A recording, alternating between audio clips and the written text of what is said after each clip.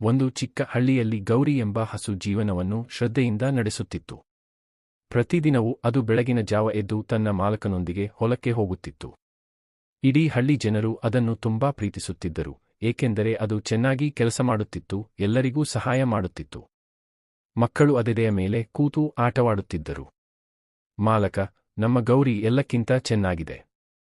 ಒಂದು ದಿನ ಅರಣ್ಯದಿಂದ ಒಂದು ಚಿಕ್ಕ ಹುಲಿಮರಿ ಹಳ್ಳಿಗೆ ಬಂತು. ಅದು ತನ್ನ ತಾಯಿಯನ್ನು ಕಳೆದು ಕುಂಗಿತಾಗಿತ್ತು. ಹೊತ್ತ ಹೊತ್ತಿಗೆ ಹಳ್ಳಿಯಲ್ಲೇ ಸುತ್ತಾಡುತ್ತಿತ್ತು.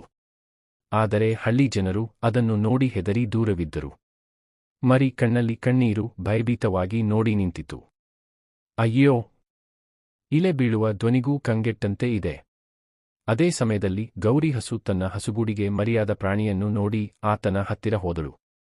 ಅದನ್ನು ಬಾಯಿಯಿಂದ ಸಿಂಚಿಸಿ ತನ್ನ ಹತ್ತಿರ ಕರೆದು ನಂದಿಸಿದಳು. ಗೌರಿ ತನ್ನ ಹಾಲು ಕೊಟ್ಟು ಮರಿಗೆ ತೃಪ್ತಿ ನೀಡಿದಳು. ಮರಿ ಮೆಚ್ಚಿನಿಂದ ಹಾಲು ಕುಡಿದು ಮುದ್ದಾಗಿ ಮೂಕದ ಧ್ವನಿಯಲ್ಲಿ ಮ್ಯಾ ಎನ್ನುತ್ತಿತ್ತು. ಗೌರಿ, ನೀನು ನನ್ನ ಮಗನಂತೆ ಇನ್ನು ಮುಂದೆ. ಈ ಘಟನೆಯನ್ನು ನೋಡಿ ಹಳ್ಳಿಯ ಜನರು ಆಶ್ಚರ್ಯದಿಂದ ಮೌನವಾದರು. ಕೆಲವು ಜನರು ಮೂಕವಾಗಿ ನಕ್ಕರು, ಕೆಲವರು ಗೌರಿಯ ಹ್ಯೂಮನ್ ನ್ಯಾಚರ್ ಬಗ್ಗೆ ಮಾತನಾಡಿದರು. ಅಜ್ಜಿ, ಇವತ್ತು ಈ ಹಸುವಿನಿಂದ ನಾವು ನಿಜವಾದ ದಯೆಯ ಪಾಠ ಕಲಿತೆವು. ಮರಿ ದಿನದಿಂದ ದಿನಕ್ಕೆ ಬೆಳೆಯುತ್ತಿತ್ತು.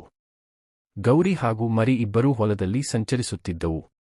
ಮರಿ ತನ್ನ ಹೊಸ ತಾಯಿಯ ಹತ್ತಿರದಿಂದ ದೂರ ಹೋಗುತ್ತಿರಲಿಲ್ಲ. ಅವರು ಒಟ್ಟಾಗಿ ಉಣಿಸುತ್ತಿದ್ದರು, ಮಲಗುತ್ತಿದ್ದರು, ಆಟವಾಡುತ್ತಿದ್ದರು. ಹಕ್ಕಿಗಳು ಗಾನ ಮಾಡುತ್ತಿದ್ದವು. ಮುದ್ದಾದ ಸ್ನೇಹದ ಕತೆ ಹಳ್ಳಿ ಮಕ್ಕಳಿಗೆ ಸ್ಫೂರ್ತಿಯಾಗಿತ್ತು. ಒಂದು ಸಂಜೆ ಹಳ್ಳಿಯ ದೊಡ್ಡಪ್ಪ ಮಕ್ಕಳನ್ನು ಕರೆದು ಹೇಳಿದರು, ನಿಮ್ಮ ಓದಿಗಿಂತ ಮೊದಲು ನಿಮ್ಮ ಹೃದಯ ಶುದ್ಧವಾಗಿರಲಿ. ಗೌರಿ ಹಸುವಿನಂತಹ ಪ್ರೀತಿ ಇಲ್ಲದಿದ್ದರೆ ನಾವು ಮಾನವರಾಗಿದ್ದೇನು?